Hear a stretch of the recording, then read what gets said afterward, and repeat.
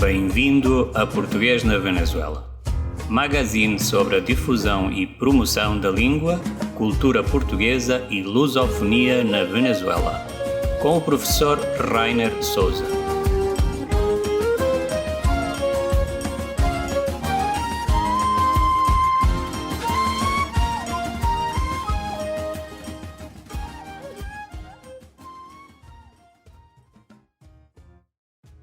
Bom dia, boa tarde, boa noite.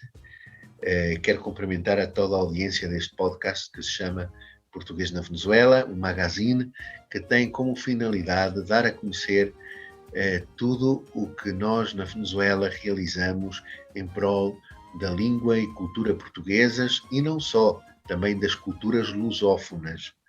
E essa é a razão pela qual estamos aqui, neste belo país sul-americano, dando a conhecer a riqueza do mundo lusófono através de várias iniciativas que são levadas a cabo não só pela Embaixada de Portugal como Nação de Ensino, mas pelos professores e outras instituições e outras personalidades, as quais tenho tido o grande prazer e honra de entrevistar neste podcast chamado Português na Venezuela.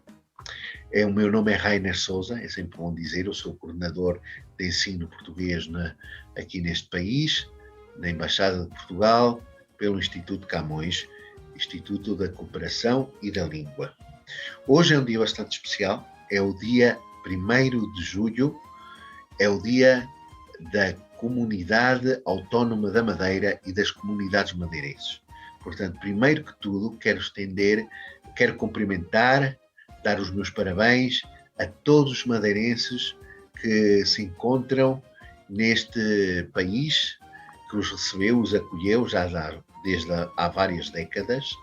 Existem muitos venezuelanos de ascendência portuguesa com raízes na Ilha da Madeira, essa bela ilha, a pérola do Atlântico, como é conhecida. Há quem diga que a Madeira é um jardim e realmente é um paraíso, é lindíssima, uma ilha cheia daquelas tonalidades verdes e depois aquele contraste com o mar, com cidades e povoações encantadoras, e os madeirenses devem estar orgulhosos da sua terra, que os viu nascer, e das belezas naturais que tem a Madeira. Hoje é um dos destinos turísticos mais importantes de Portugal. E, obviamente, aqui na Venezuela existe esta grande comunidade madeirense. Os meus parabéns no seu dia, este dia tão especial, onde lembramos a Madeira e os madeirenses. E já vamos voltar a falar sobre este tema da Madeira e dos madeirenses, sobretudo na música, que hoje vamos apresentar no Português na Venezuela. Hoje temos uma convidada de honra também, como das outras vezes. Chama-se Maria Inês Rodrigues Freitas, é professora de língua portuguesa neste momento. Vamos ler um pouquinho sobre o currículo, mas primeiro que tudo quero agradecer, Maria Inês, a tua disponibilidade e dar-te as boas-vindas de estares aqui no podcast Português na Venezuela. Bom dia, boa tarde, boa noite para todos vocês. Muito obrigada, professor. Para mim é uma honra esse convite, estou muito agradecida por ele. E quero aproveitar para também estender os meus parabéns para todos os madeirenses do estado do Aragua e da Venezuela. Muito obrigado pela tua disponibilidade novamente. Para quem não conhece a Maria Inês, ela tem uma licenciatura em Educação, menção Orientação Educativa, e também tem uma pós-graduação com um mestrado em Teologia e um doutoramento também em Teologia, o mestrado e doutoramento na área da Teologia. Então é doutora em Teologia.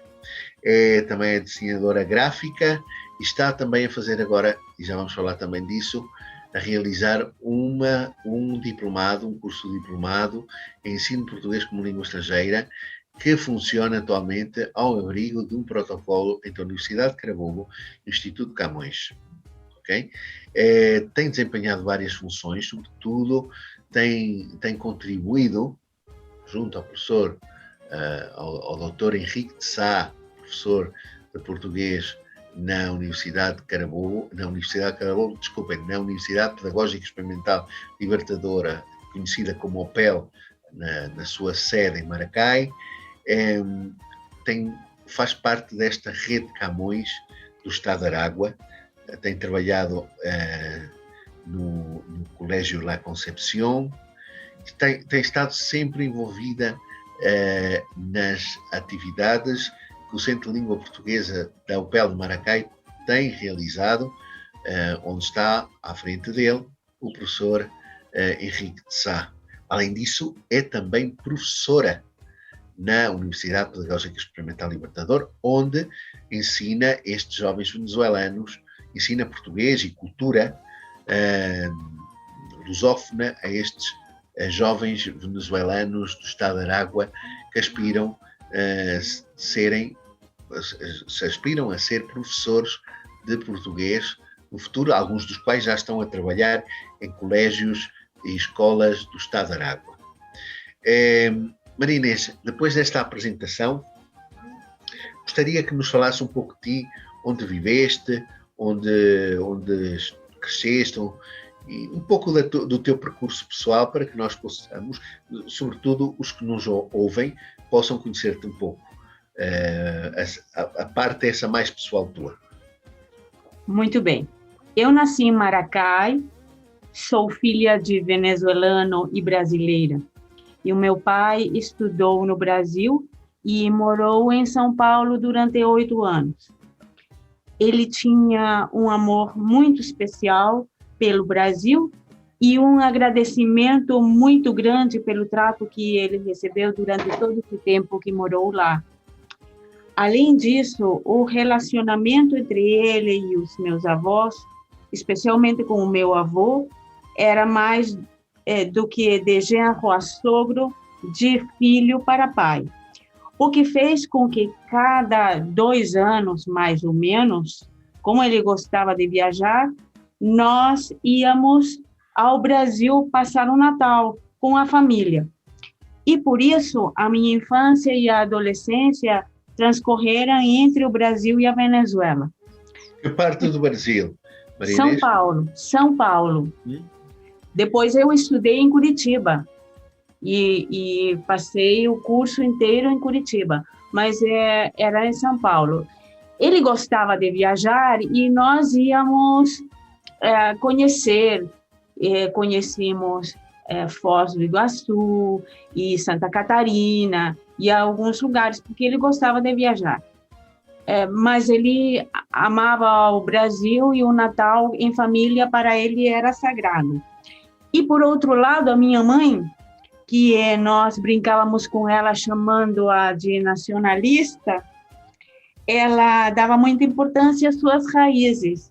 Brasileiras, não? As raízes brasileiras. Mas o meu avô materno era português. Então, ela...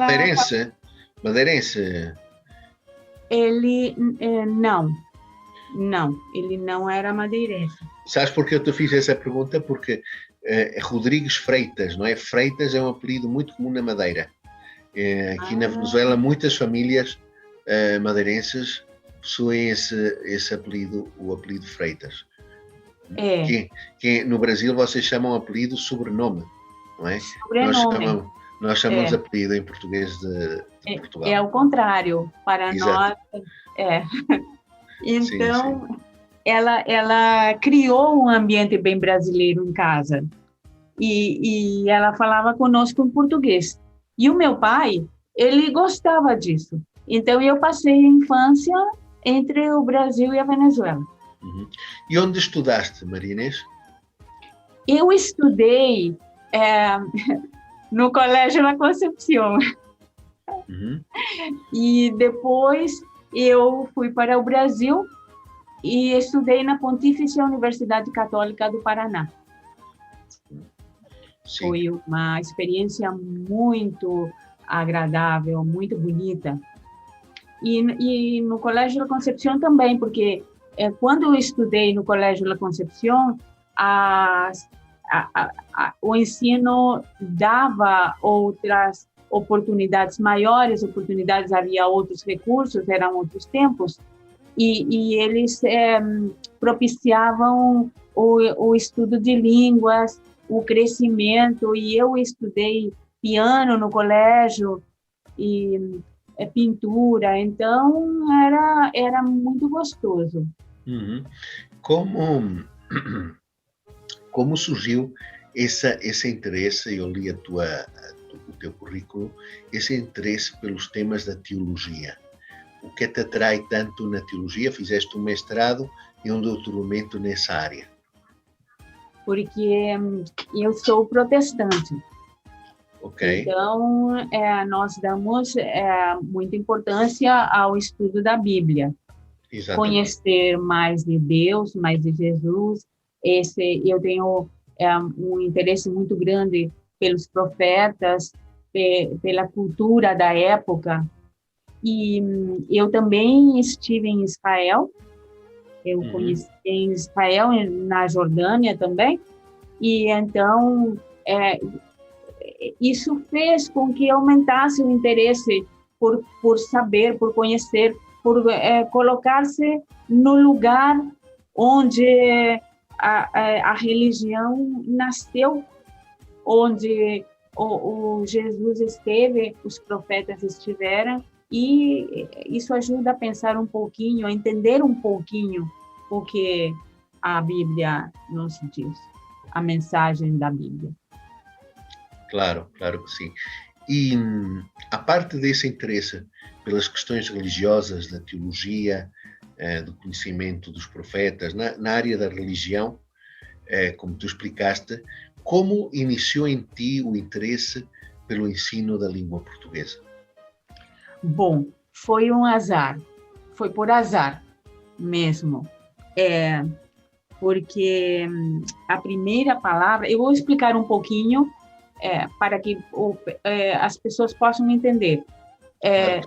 A primeira palavra que eu ouvi foi em português, né? Porque, como eu já disse antes, a minha mãe falava conosco em português. O meu pai respondia em espanhol, mas ela falava só português, em casa. E eu entendia tudo, falava um pouquinho, e eu comecei a querer escrever em português devido a um caderno que ela tinha, que na época em que ela se formou, as amigas e as colegas de formatura escreviam poesia e faziam desenhos. Então, ela guardava esse caderno e, para mim, eu era muito curiosa, sempre gostei de imagens, de pintura, e então isso me chamava a atenção e eu comecei a querer escrever em português. E depois eu estudei no Brasil, em Curitiba, e eu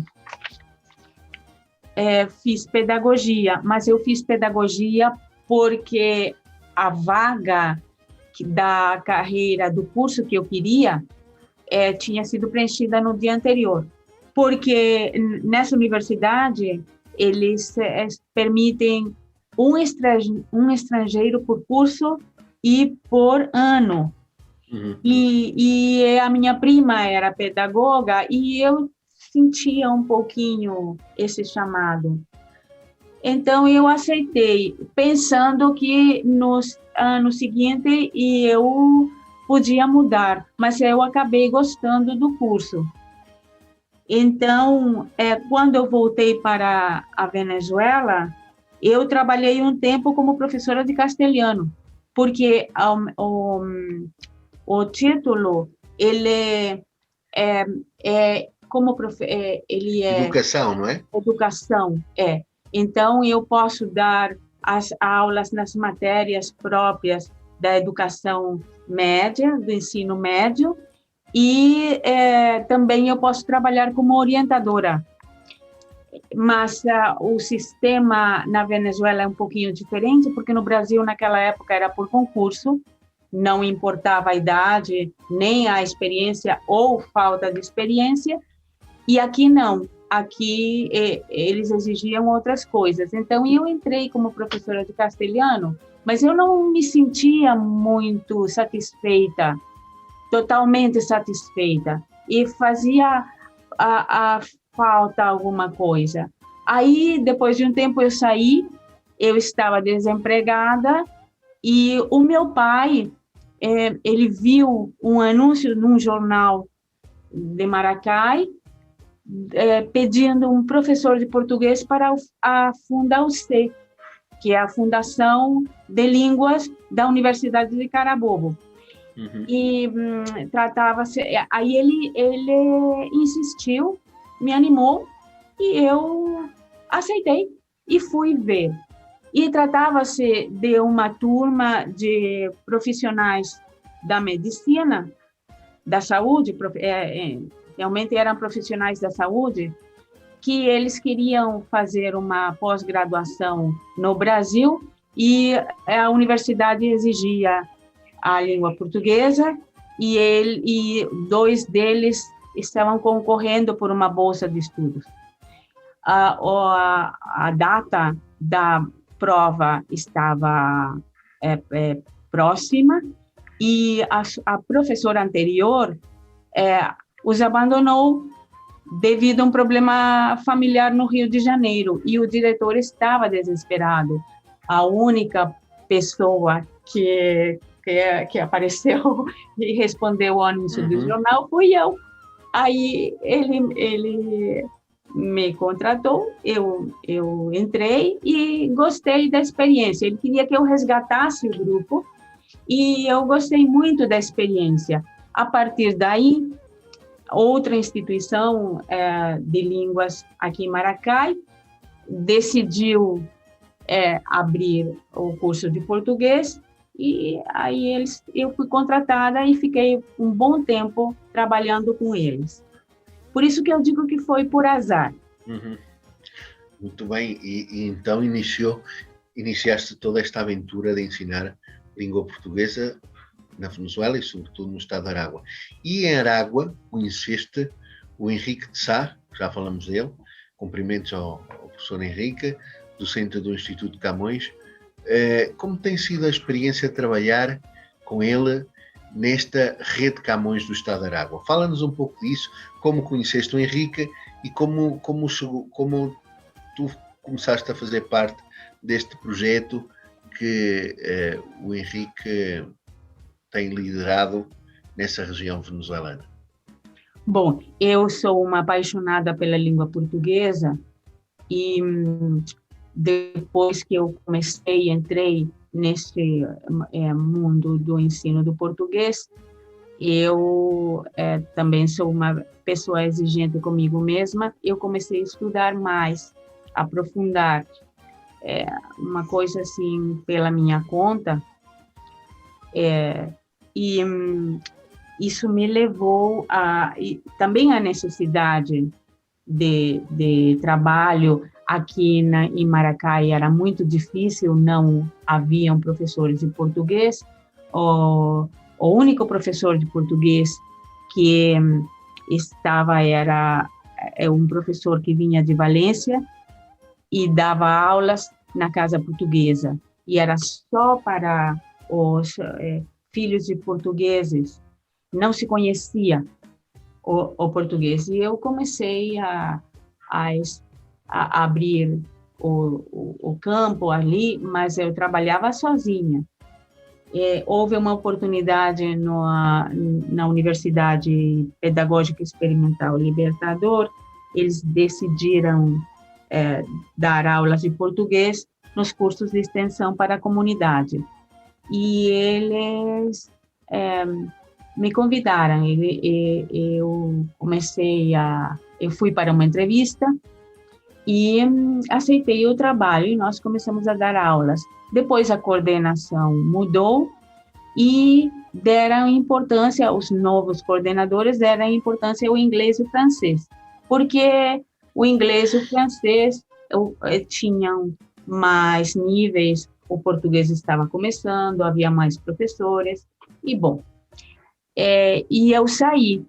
E fiquei um tempo com as minhas aulas particulares, trabalhando na outra instituição.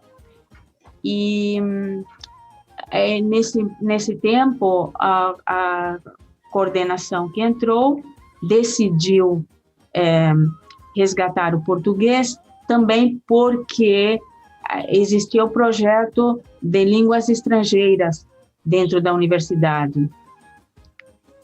Uhum. E ele foi convidado. E o Henrique foi convidado. E ele um dia me telefonou, porque uma das coordenadoras tinha sido coordenadora na época em que eu trabalhei com extensão, e ela falou de mim para ele. Carlina, estamos a falar de Carlina. A Carlina e a Eufrande também. Uhum. E aí ele telefonou para mim e me convidou para um encontro de professores, e foi muito interessante, eu gostei muito. Esse encontro de professores abriu os olhos para mim, e eu me encontrei com um mundo maravilhoso e muita ajuda, muitas pessoas. E Maria Inês, desculpa, esse encontro de professores onde foi realizado? Esse encontro de professores foi realizado no Los Teques, acho. Isso é o encontro de professores de língua portuguesa, certo? Língua portuguesa. Isso foi em Poço de Rosas, em que esteve convidado desde Portugal o professor Dr. Paulo Feitor Pinto. Isso mesmo. Eu gostei muito da palestra do professor Pinto. Eu gostei muito das atividades que fizeram, e eu me encontrei com um mundo totalmente diferente. Eu tinha conhecido alguns estudantes de línguas em Mérida, porque eu tinha assistido a um encontro em Mérida uns anos atrás. Mas sabe, essas coisas que cada quem na sua cidade, a vida vai levando, as atividades vão distraindo, e se perde um tempo, ou as relações ficam ali e não são cultivadas. E eu reencontrei, nesse encontro, eu reencontrei amigos, pessoas que eu já tinha conhecido, e achei ótimo. Trabalhar com o Henrique e trabalhar na Rede Não Oficial Camões, nesse projeto no Estado do Aragua, tem sido muito exigente, mas também uma experiência muito boa. O Henrique, ele é um ótimo profissional.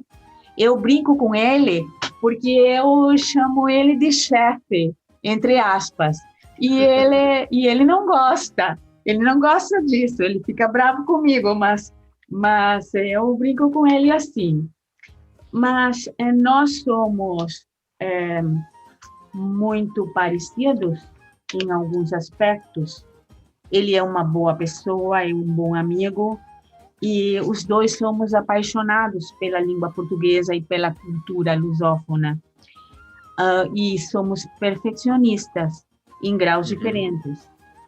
E Maria Inês, como tu vês essa rede e como vês tu e analisas o crescimento tão acelerado que tem tido o Estado de Aragua em toda a Venezuela, no que se refere ao número de estudantes que em diferentes instituições de Aragua estão a estudar o idioma português? Bom, em boa parte é devido ao Henrique, porque ele tem uma visão do futuro da língua portuguesa muito ampla. E ele é muito pragmático, e ele é um trabalhador que não para, e eu acompanho. Ele inventa, eu acho que a parceria entre os dois tem dado certo, porque ele inventa e eu executo.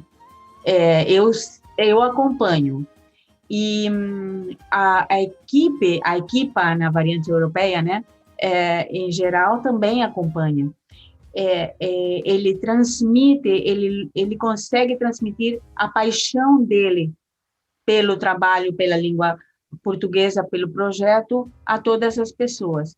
E, por outro lado, os estudantes da UPEL, eles conseguem ver o futuro, porque a língua portuguesa tem muito futuro, em todos os aspectos, e eles conseguem ver, e também tem, no estado do Aragua, tem muitas raízes lusófonas. Tinha uma pequena colônia brasileira, a colônia portuguesa muito grande, e tem crescido e vai continuar crescendo. Então, eu vejo que esse projeto vai ter muito sucesso, espero que se consolide, e eu acho que todos os colégios vão acabar colocando o português dentro do currículo. Também tem outra coisa, há muitas relações comerciais e culturais entre a Venezuela e o Brasil, e que pode ser que elas estejam um pouquinho detidas agora, mas elas vão continuar.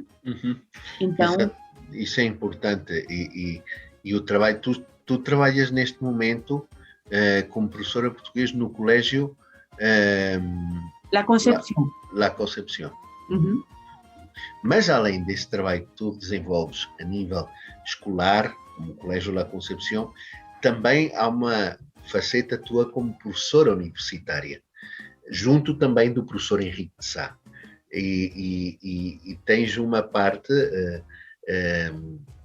ou seja, responsabilidade, quero dizer no bom sentido da palavra, uma parte, uma cota de responsabilidade na formação de jovens venezuelanos que optam pelo curso de línguas estrangeiras, neste caso de língua portuguesa e outra língua. Tu chegaste aí ao Departamento de Línguas Estrangeiras da UPEL Maracay. Como tem sido essa experiência agora, ensinando jovens venezuelanos que serão futuramente professores de português, alguns dos quais já ensinam português em algumas instituições aí da região? Conta-nos um pouco sobre essa experiência. Bem, na Rede Camões, nós trabalhamos, ou seja, no projeto do Estado do Aragua, nós trabalhamos com adolescentes. Então, a forma de dar aulas é diferente, o relacionamento com o aluno é diferente. Já na universidade, nós lidamos com pessoas mais adultas, e com jovens de 18 anos, 20, 21, e também com pessoas de 40, até 40 anos. Então, esse relacionamento, ele é bem diferente. Mas trabalhar com pessoas que desejam ser professores e depois ensinar a língua é outra coisa, não passa de ser simplesmente de alguém que quer falar e que se conforma, muitas vezes se conforma com um estado médio, chega a ter um nível, e é muito diferente a você ensinar alguém que quer melhorar, aprimorar, aprofundar, para depois dar aulas. E depois vê-los em ação, trabalhar junto com eles em uma parceria é muito satisfatório para mim. É um trato de união, vê-los desenvolver-se por eles mesmos, participar, enfrentar os problemas que possam surgir em sala de aula, e tomar decisões e desenvolver essa habilidade e ver e o crescimento de cada um e sentir que uma mínima parte desse crescimento é devido a mim. Então isso me enche de alegria. Eu fico muito contente por isso. Satisfeita, não é? Muito satisfeita. Sim, senhor. Uhum. Olha, vamos agora a uma pausa musical.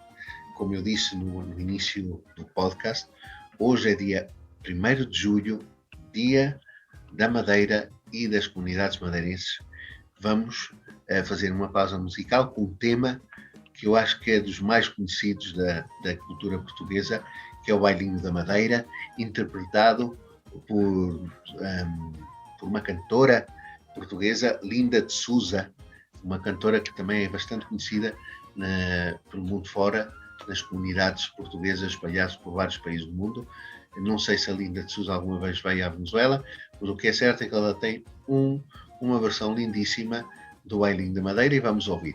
Depois voltamos a esta agradável conversa com Maria Inês Rodrigues Freitas, professora de língua portuguesa no Estado de Aragua, companheira de trabalho do nosso apreciado professor Henrique de Sá. Voltamos e continuamos com esta conversa.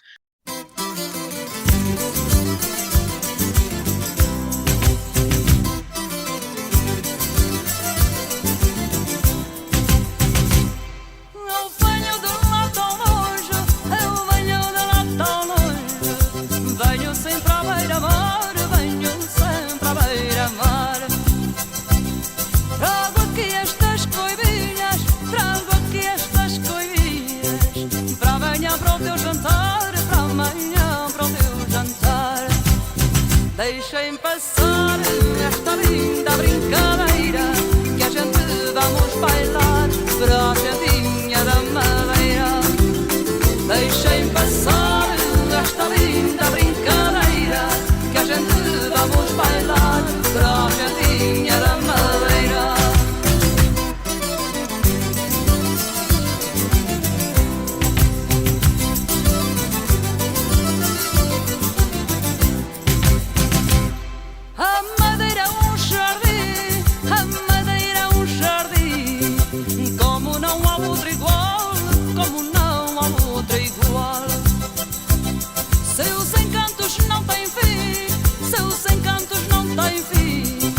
Nas ilhas de Portugal,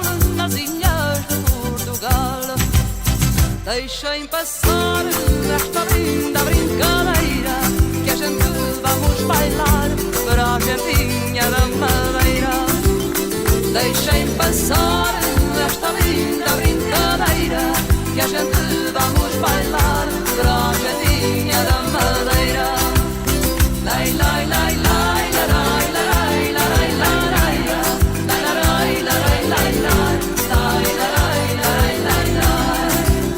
Deixem passar esta linda brincadeira, que a gente vamos bailar para a gentinha da Madeira.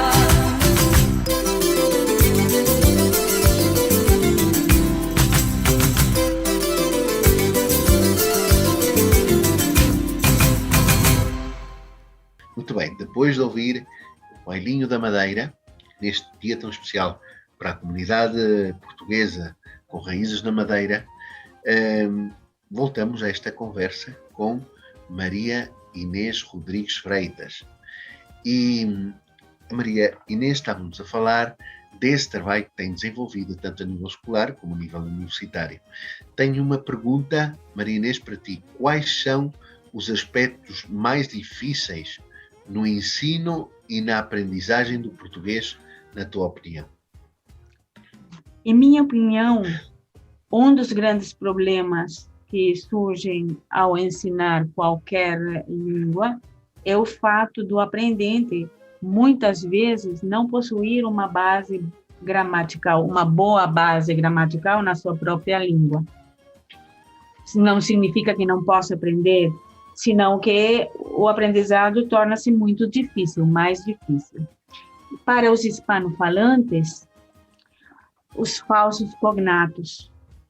Eles constituem uma grande dificuldade. Maria Inês, pode explicar um pouquinho para a audiência o que são falsos cognatos, porque pode haver gente que não sabe o que é. Explica um pouquinho o que é um falso cognato, com exemplo. Sim, são os chamados falsos amigos. Quando uma palavra significa uma coisa em português e tem um significado diferente em espanhol. Então, como, por exemplo? Não lembro agora bem. Por exemplo, eu tenho um exemplo que é muito clássico, a palavra esquisito. Isso. Esquisito. Perfeito. Em português tem um significado diferente em castelhano. Em castelhano é algo muito bom. Em português pode ser algo desagradável, estranho. Totalmente. Isso é um falso amigo. Isso é um falso amigo. E a pessoa castelhaniza, tem uma tendência a castelhanizar. Então, o que faz? Traduz, usa a estrutura em castelhano e leva ao português. E se perde o sentido. Então, também, dá o significado que ela considera, porque a palavra é parecida, nesse caso de esquisito. E eu conheço uma pessoa que disse a uma brasileira que a comida estava esquisita. E a pessoa quis fazer uma graça e acabou deixando a pessoa, a anfitriã, confusa, porque claro. e não se sentiu bem. Porque houve uma falha de comunicação. Houve uma falha de comunicação. Outro problema que eu vejo assim no processo de ensino-aprendizagem com os hispanofalantes são os tempos do passado, alguns tempos do passado, como o pretérito mais que perfeito, nas formas simples ou complexas, porque nós usamos o verbo ter e o particípio. Então, eu tenho feito, eu tenho saído, e na hora de fazer a tradução, não é com haver, e nós usamos haver em outras condições. E também o infinitivo pessoal ou impessoal, que aqui não existe. Então, para eles, isso é muito difícil de aprender. E também os sons nasais, e na pronúncia, porque não, se bem nós temos a letra em espanhol, não damos importância a esse som. E as diferenças entre B e V, ou esses sons orais abertos e fechados, que não existem em espanhol. Agora, no caso dos angloparlantes, eu considero que é difícil, porque o fato de nós termos mais ou menos uns 5 verbos auxiliares, e eles só têm um, ou máximo 2, e para eles é difícil. E eu penso que todo o processo de ensino-aprendizagem deve levar o aprendente a pensar na língua. Então, neste caso, a pensar em português. Claro. Porque é muito diferente. Sim. E a sintaxe do português, a sintaxe é a ordem das palavras numa frase, é diferente também no espanhol. Quando nós, por exemplo, já tenho feito a nível pessoal e também dentro do meu trabalho, tradução de uma língua para a outra. Quando a gente faz a tradução, a gente se apercebe de fenómenos característicos de uma língua que não podem ser traduzidos da mesma forma na outra. Há diferenças quando a gente começa a fazer um trabalho de tradução, consegue compreender também muito bem que as duas línguas, apesar de parecidas, também são muito diferentes ao mesmo tempo. É um fenómeno que só os professores e neste caso também tradutores de ambas línguas sabem daquilo que eu estou a falar.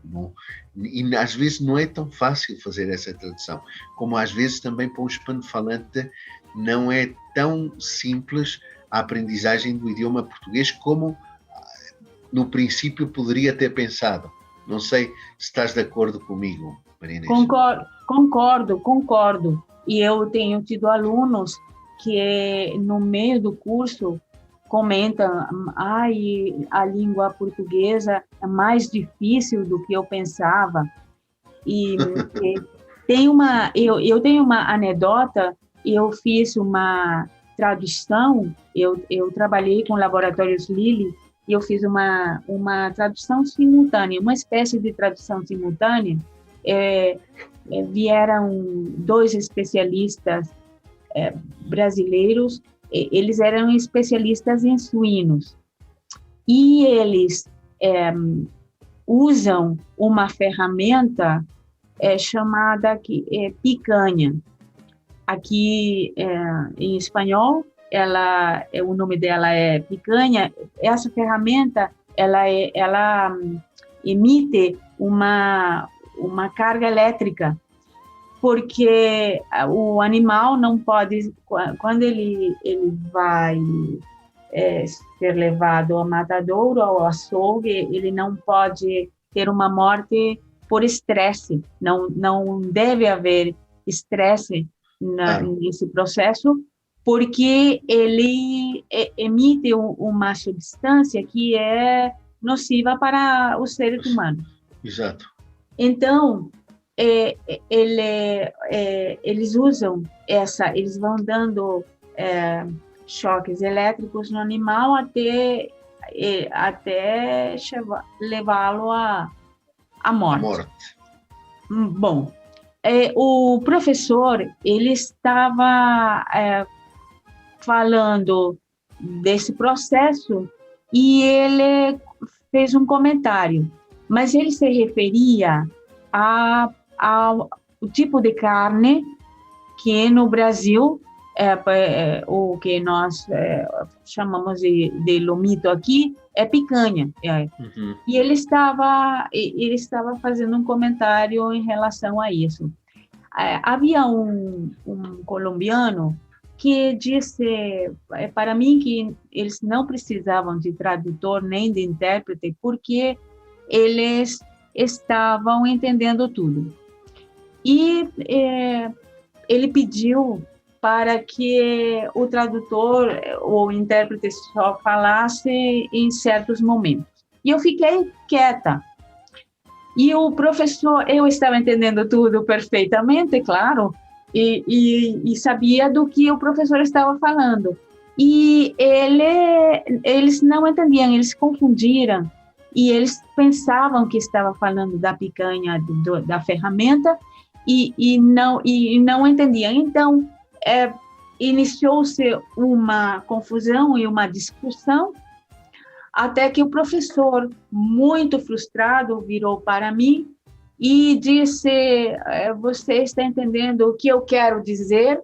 E eu disse: sim, o senhor está falando da carne, do tipo de carne. Estou. Então, explique para eles, por favor. Aí perceberam que não é tão fácil assim, porque há uma tendência, como a origem é comum, e no contexto podemos entender algumas coisas, então pensaram que era muito fácil, e não é. Não é. Maria Inês, também entraste num curso diplomado que existe atualmente ao abrigo do Instituto Camões e da Universidade de Carabobo, que se chama Diplomado em Ensino de Português como Língua Estrangeira. A minha pergunta é: como tem sido a tua experiência ao participar nessa iniciativa da coordenação de ensino e da Universidade de Carabobo? Todo um desafio. Eu sou um pouco perfeccionista, a professora Namíbia diria que muito, e no sentido de que eu creio que nós devemos aprender bem e tentar fazer as coisas o melhor possível. Então, para mim, o diplomado de ensino de português como língua estrangeira tem sido todo um desafio. É um prazeroso desafio, uma experiência única. Cada módulo é uma maravilhosa descoberta e sempre esperando por um desafio que possa tirar o melhor de mim. E ao início, quando eu recebo as tarefas, as atividades, e eu reclamo um pouco. E, não obstante, quando a tarefa acaba, e sinto que dei um passo e aprendi uma coisa a mais. E dando ou não dando certo, eu sinto isso.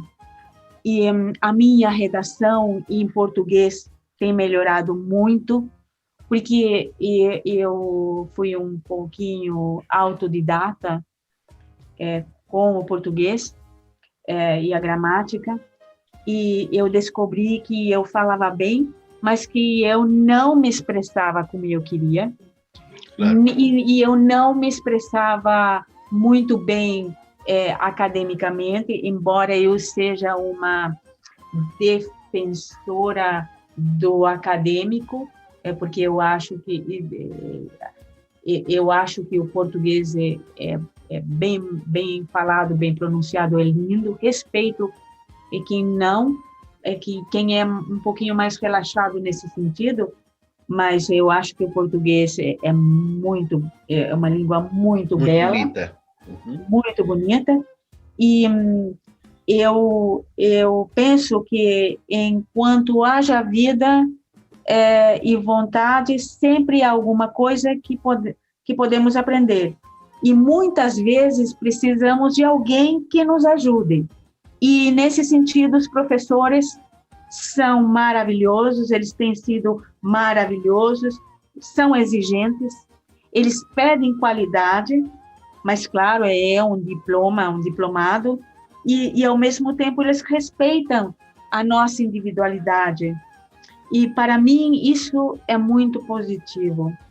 E eu tenho aprendido história, eu tenho lembrado de fatos e conhecimentos adquiridos na universidade que estavam esquecidos. Eu tenho aprendido muito sobre didática, linguística, metodologia. Eu tenho aprimorado a criatividade, adquirido conhecimentos. Eu tenho conhecido ferramentas novas e eu sou muito curiosa. E eu gosto de tecnologia, e eu gosto muito desse diplomado, e eu só tenho coisas positivas que falar dele, e eu recomendo. De verdade, eu recomendo os professores que façam, porque ele é uma experiência muito enriquecedora. Maria Inês, uma última mensagem para o público que possa estar a ouvir este podcast. Bom, como uma apaixonada pela língua portuguesa, não somente pelo Brasil, mas pela lusofonia em geral, eu quero fazer minha a frase do Virgílio Ferreira: da minha língua vê-se o mar, na minha língua ouve-se o seu rumor, como na de outros se ouvirá o da floresta ou o silêncio do deserto. E por isso a voz do mar foi em nós a da nossa inquietação. A língua portuguesa é bela, é rica, é culta, é alegre. É a expressão de um povo unido em um só e grande coração. Brasileiro, português, cabo-verdiano, moçambicano, timorense, angolano. É um único tronco que suporta e une 3 galhos. E o português. E vale a pena aprendê-lo. E eu convido a todos os interessados na língua portuguesa que aprendam. Vale a pena. Essa é a mensagem que eu quero deixar por último. Muito bem. Obrigado, Maria Inês, pela tua disponibilidade de estar connosco neste podcast Português na Venezuela. Obrigada. Parabéns pelo teu trabalho e felicidades. Muito obrigada. Muito obrigada e até mais. Até logo. E obrigada a todos pela paciência e por ter me ouvido. Muito Claro. obrigada. E a vocês, obrigada pela oportunidade. Já estamos no mês de julho e, como é usual, os professores docentes do Instituto Camões na Venezuela têm as suas propostas de atividades. Este mês, a Coordenação de Ensino, conjuntamente com a professora Digna Tovar, docente de Língua Portuguesa da Universidade Central da Venezuela, e o professor Henrique de Sá, docente de Língua Portuguesa da UPEL de Maracay, têm algumas propostas de atividades à distância, obviamente, em tempos de pandemia. Gostaríamos de falar primeiro com o Henrique de Sá. Henrique, quais são as propostas para o CLP este mês de julho? Olá, Dr. Rainer. Olá, professora Dina. Desde o Centro de Língua Portuguesa, para o mês de julho, estamos a organizar menos atividades do mês de junho, mas que também são muito importantes. Uma das primeiras atividades que temos é uma conferência, esperamos confirmar já em breve, nesta mesma semana, uma conferência com a doutora Margarita Correia, uma grande personalidade do ensino português, nascida na Venezuela, mas é uma figura incontornável na língua portuguesa, forma parte de diversas organizações e foi convidada para participar no enquadramento da comemoração da fundação da Comunidade de Países de Língua Portuguesa. Essa é uma das atividades. Outra das atividades é a continuação das jornadas de formação da Rede Camões, com a segunda conferência da professora Dina Tovar, docente Camões na UCB de Caracas, e uma sessão também especial com a professora Maria Inês Miranda, professora portuguesa que é formada na Universidade Nova de Lisboa e que dará uma conferência já para meados do mês de julho. Ela dirige um portal de grande sucesso chamado Falar Português no Instagram e tem muitas iniciativas e estratégias que ela espera partilhar e serão de grande utilidade para o nosso público e os interessados na língua portuguesa. Também para este mês daremos continuidade àqueles cursos do Centro de Língua que têm sido de grande sucesso, principalmente o Terra Brasilis, assim ao Brasil, e as sessões de cultura lusófona. Esperamos em breve poder iniciar com as outras formações quando houver o público suficiente, mas este basicamente são as nossas atividades. Muito obrigado.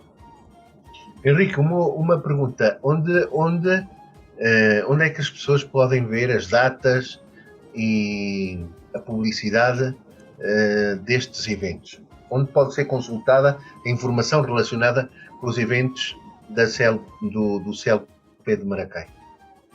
No nosso Instagram e na nossa página de Facebook. No Instagram é @clp.upelmaracay. No nosso Facebook é Centro de Língua Portuguesa UPEL Maracay. Também no nosso Twitter podem confirmar as datas das atividades e também no nos sites, nas contas da Coordenação de Ensino CEP Venezuela. No Instagram é @cep.vzla Venezuela, e também através dos correios eletrônicos, os e-mails. No caso do Centro Língua é clp.upelmaracai@gmail.com, e no caso da Coordenação de Ensino, cepvenezuela@gmail.com. Obrigado, Henrique. Vamos falar com a professora Digna Tovar, do CLP da Universidade Central da Venezuela. Digna, que atividades há para julho? Bom dia a todos. Dr. Rainer, muito bom dia. Henrique, muito bom dia. Obrigada pela oportunidade, mais uma vez, de divulgar estas nossas atividades, que fazemos com todo o amor e com todo o carinho, não só para os nossos alunos e professores, como para o público que tem interesse em tudo o que tem a ver com a língua e a cultura portuguesas. Nós, no Centro de Língua Portuguesa, este mês, organizou uma atividade que é um encontro com o jovem autor e professor e escritor moçambicano Lucílio Manjate. Ele faz parte da Associação dos Escritores Moçambicanos, é investigador de literatura moçambicana atual, ou seja, da literatura moçambicana contemporânea, e já organizou algumas antologias de poesia moçambicana contemporânea e também escreveu textos e ensaios, tanto de narrativa como da poética, da geração de escritores que emergiu dos anos 90 para cá. Então, como nós acabamos de ter um encontro com a Valentina, que é uma nossa amiga, Valentina Figueira, sobre literatura, sobre poética ou poesia brasileira contemporânea, vamos agora ver em espelho esta poesia contemporânea de Moçambique. Vamos lá ver e vamos explorar esse outro terreno e ver que vínculos é que há entre essas expressões poéticas de Moçambique e do Brasil, e o que é que podemos encontrar também em comum com a nossa Venezuela. Essa é a nossa atividade central, a nossa atividade única deste mês, e esperamos que todos tirem proveito dela. É muito importante porque nós fazemos, como acabo de dizer, para os estudantes, para os professores, para todo o público que tenha interesse em aprender coisas novas neste momento em que estamos em casa, em que temos muitas limitações para sair, para trabalhar, pelo menos aproveitar o tempo em coisas produtivas e aprender coisas novas é sempre positivo. Onde é que vocês podem ter a informação sobre as nossas atividades? No site do CLP, do CLP Caracas, no Facebook, ok? Grupo de Facebook, CLP Caracas. Também grupo de Facebook, Departamento de Português UCV.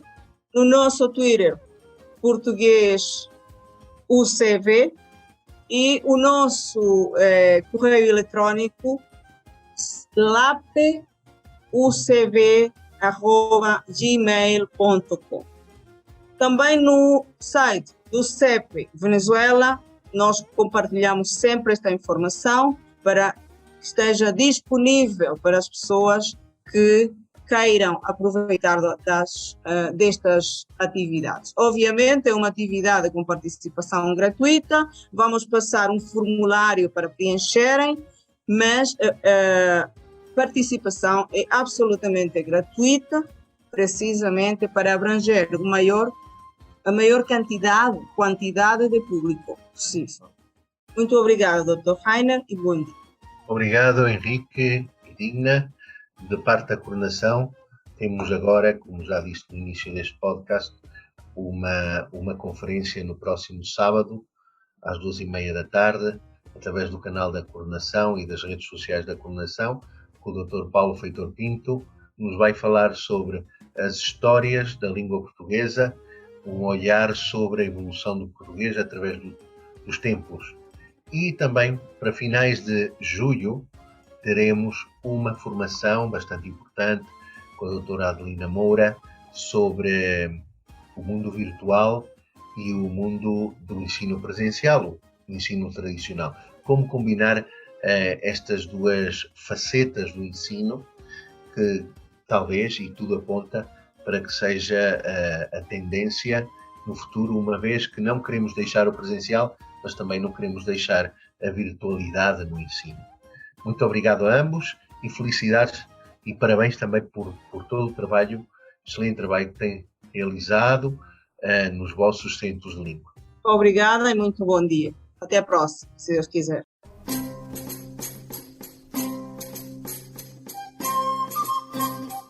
O lugar da história desta semana falará de dois reis que governaram Portugal durante a Idade Média.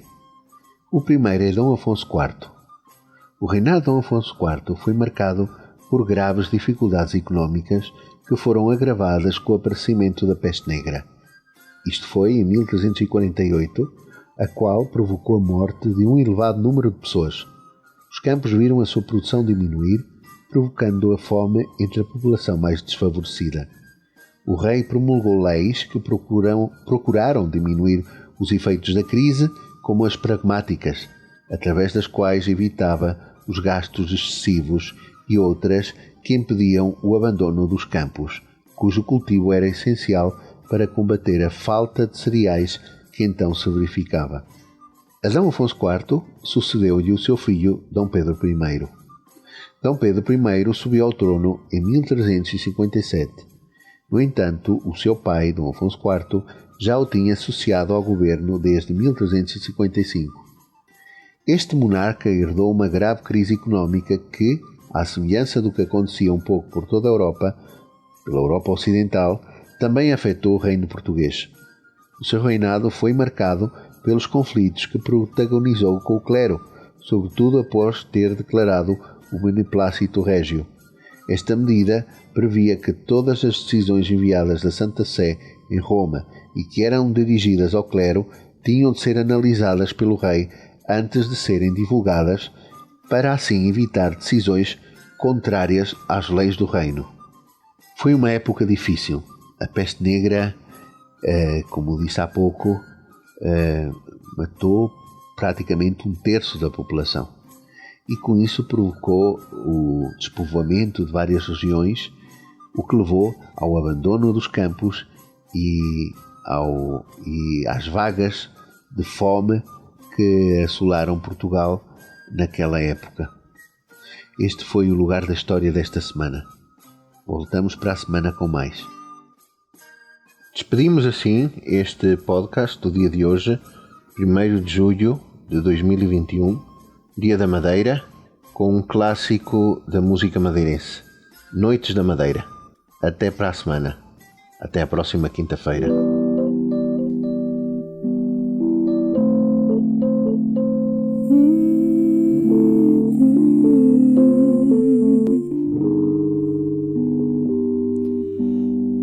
Noites da Madeira, bela, de magia e encanto sedutor, com viçosas flores formosas de amor, de amor. Tua linda lua brilha no azul do céu encantador, num filtro de estrelas em multicolor de amor, de amor. O teu perfume que embriaga nas noites de luar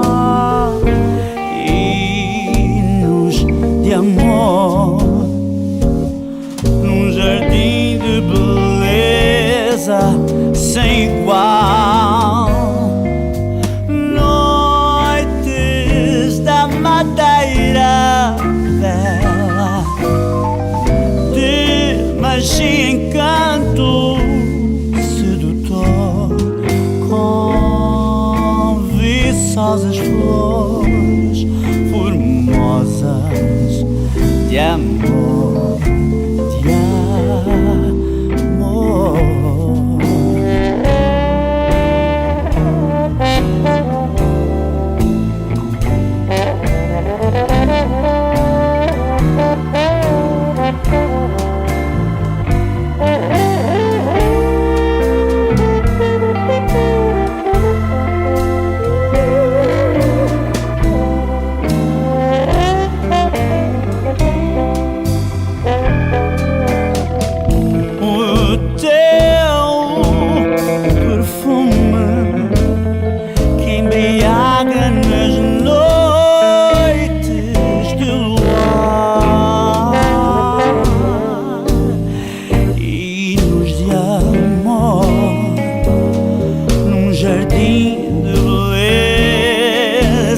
Sem igual, noites da madeira, bela de magia, encanto sedutor, com viçosas flores formosas